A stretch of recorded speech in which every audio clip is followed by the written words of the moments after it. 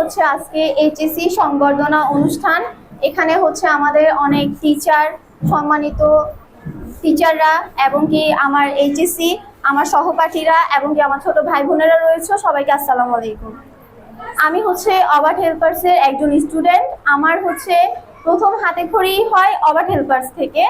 আমি ফার্স্ট 5 বছর অবাট হেল্পার্সে আমার পড়ালেখা করার পর আমি যখন পিএইচডিতে উত্তীর্ণ হই 2016 সালে, তখন আমার হচ্ছে হাই স্কুলে অ্যাডমিশনের টাইমে আমার কিছু জটিলতা লেগে যায়। হচ্ছে আমার ভর্তি ফি, আমার কিছু খরচ, যেটা আমাকে করে অবাট হেল্পার্স আমার পাশে দাঁড়িয়ে আমাকে হেল্প করে।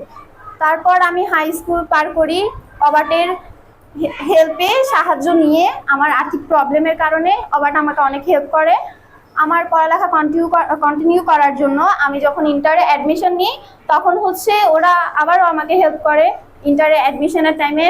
এবং অ্যাডমিশন করার পর যখন আমি আমার ফি কিছুদিন টানার পরে আর টানতে পারতেছি না, ফ্যামিলি পড়া অফ করে দিবে, তখন আবার আমাকে আবারও হেল্প করে।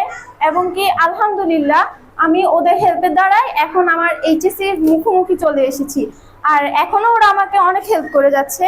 আমার টিউশন ফি, মানে আমার কলেজে ভর্তি ফি সবই ওরা আমাকে দিচ্ছে, নয়তো আমার পড়ালেখাটা চালিয়ে যাওয়া এতটা সম্ভব হতো না। মানে ওদের প্রতি আমার খুবই কৃতজ্ঞ প্রকাশ করব। আমার আর্থিক অবস্থা খারাপের সময় ওনারা আমার পাশে ছিলেন এবং কি আমিও চাই আমার ভালো পরিস্থিতি যখন হবে, আমি যখন একটা প্রফেশনে যাব, যাতে আমি অবাটের স্টুডেন্ট, টিচার সবার পাশে দাঁড়াতে পারি। এই বলে আমি আমার বক্তব্য শেষ করব।